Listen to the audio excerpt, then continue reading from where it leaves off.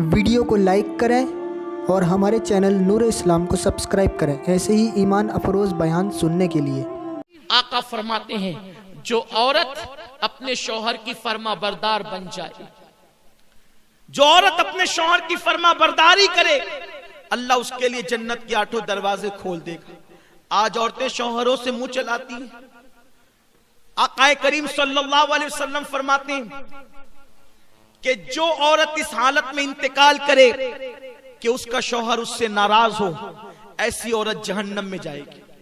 और अगर किसी जन्नती औरत को देखना हो तो उस औरत को देखे जिसका शौहर उससे राजी हो, और इस हालत में उसका इंतकाल हो कि उसका शौहर उससे राजी हो, वो औरत जन्नती औरत है। ऐ खातूने जन्नत की कनीजों, आज तो औरतें शौहर की इजाजत के बगैर कहीं भी चली जाती हैं, शौहर के हुक्म के बगैर कहीं भी चली जाती। शौहर काम पे निकला, इधर ये निकल गई, इसके घर बैठ, उसके घर बैठ, यहां जा वहां जा। याद रखें, अगर शौहर मना कर दे तो बीवी को ये हक नहीं कि वो अपने बाप के घर भी जाए, अपनी माँ के घर भी जाए, क्योंकि निकाह के बाद, शादी के बाद माँ बाप से बड़ा हक एक औरत पर उसके शौहर का होता है। आकाए करीम अलैहिस्सलाम फरमाते हैं कि अगर इस्लाम में अल्लाह के सिवा किसी को सजदा करने की इजाजत होती तो मैं औरतों को हुक्म देता कि वो अपने शौहर को सजदा करे, लेकिन चूंकि किसी को गैरुल्लाह को सजदा करने की इजाजत नहीं। यहां मुझे एक हदीस पाक याद आती है, खवातीन गौर से सुने। आजकल अगर शौहर माँ बाप के घर न भेजे, बहनों के घर न भेजे, शादी में न भेजे, तो औरतें पंचायत बिठा देती है कि मुझे यहाँ नहीं भेजते, वहां नहीं भेजते, और घर की इज्जत बाहर आती है। आइए दिल के कानों से इस हदीस पाक को सुने। एक सहाबी दौरे रसालत में अपने घर से निकलते हैं और घर से निकलते वक्त अपनी बीवी को कहते हैं, देखो जब तक मैं सफर से वापस ना आ जाऊं तुम घर से बाहर मत निकलना, हत्ता कि तुम अपने माँ बाप के घर भी मत जाना जब तक कि मैं ना आ जाऊं। लेकिन उनको ख्याल ना रहा कि मेरे बाद पता नहीं क्या होगा, कैसे हालात होंगे। वो बोलकर तो चले गए, लेकिन मेरी बहनों सुनो तो सही, उनका घर कहाँ था? उनका घर ससुराल की ऊपर के हिस्से में था, यानी ऊपर के हिस्से में मियाँ बीवी रहते थे और नीचे के हिस्से में उस औरत के माँ बाप रहते थे। अल्लाह अकबर। शौहर ने कहा कि तुम मेरे आने बगैर, मेरे आए बगैर न माँ बाप के घर जाना, न किसी के घर जाना। शौहर चले गए। इत्तेफाक उनको पता नहीं रहा होगा कि मेरे जाने के बाद ऐसा हादसा भी हो सकता है। लोगों ने इत्तला दी बेटी को, देखो तुम्हारे अब्बा बीमार हो गए, इसलिए ऊपर से नीचे ही तो उतर के आना है।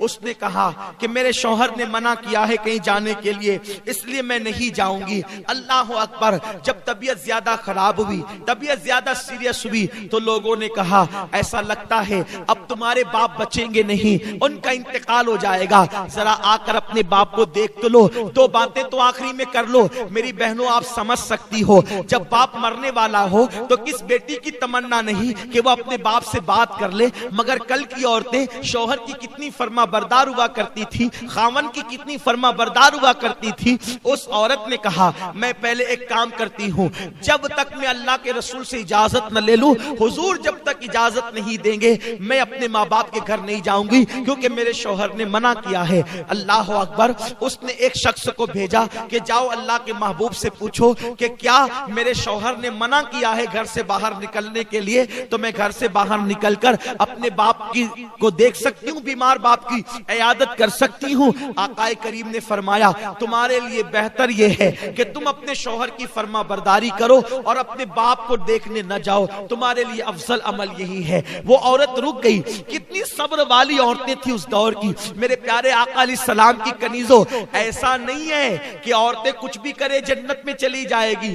जन्नत में जाने के लिए कुर्बानी देनी पड़ेगी। मेरे प्यारे आका अलैहिस्सलाम की कनीजों, उसके बाद कुछ दिन गुजरे, खबर आई तुम्हारे बाप का इंतकाल हो गया, जनाजा तैयार है, आखिरी सूरत तो अपने बाप की देख लो, आखिरी शक्ल तो अपने बाप की देख लो। उसने कहा अब जरा देखो, एक बेटी अगर बाप का इंतकाल हो जाए और बेटी बंबई में रहे, दुबई में रहे, सऊदी में रहे, वो वहां से फौरन दौड़ती भागती आती है, अपने बाप का आखिरी चेहरा तो देख लूं, अपने बाप बाप की आखिरी शक्ल तो देख लूं, मगर कुर्बान जाए ऐ खातून जन्नत की कनीजो, उस दौर की औरतें कैसी थी, उन्होंने हुजूर के फरामीन को कैसे सीने में बसाया था, उन्होंने कुरान और हदीस पे कैसे अमल किया था। एक शख्स को भेजा, जाओ आका से पूछ करके आओ, मेरे शौहर ने मुझे माँ बाप के घर जाने के लिए मना किया है, क्या मैं अपने बाप की आखिरी शक्ल देखने के लिए जा सकती हूँ? तो आकाए करीम ने फरमाया, उस औरत के लिए अफजल अमल यही है कि वो अपने बाप की शक्ल देखने न जाए और अपने शौहर के फरमान पर अमल करे।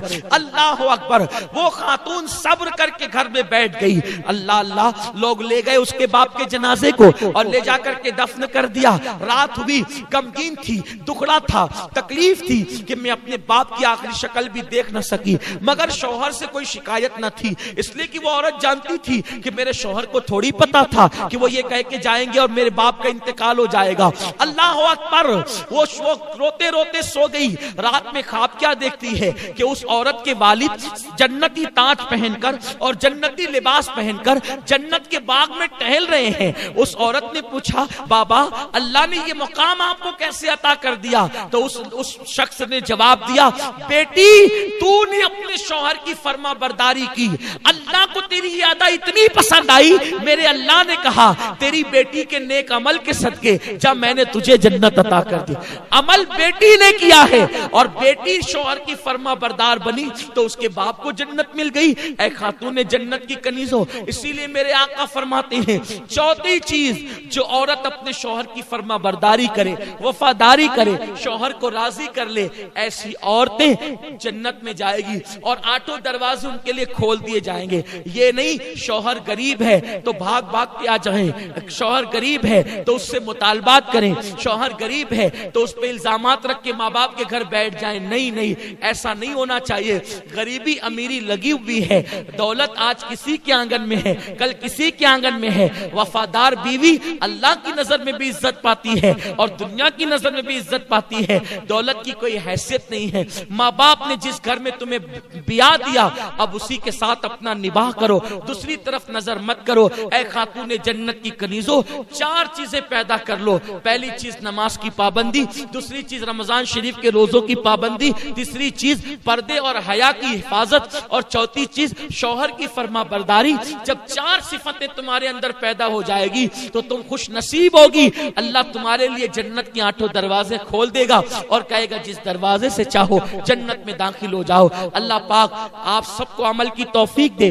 दौरान गुफ्तगू कोई गलती हो तो अल्लाह माफ फरमाए। मुझे उम्मीद है आप इन चार बातों को सीख कर जाएंगी और आप इस पर जरूर अमल करेगी इंशाअल्लाह, और वक्त निकाल के नमाज पढ़ेगी इंशाअल्लाह, और पर्दे की पाबंदी करेंगी इंशाअल्लाह। मुझे उम्मीद है कि आप इन बातों को अपने दिल में बसाकर दूसरों तक भी पहुंचाएगी।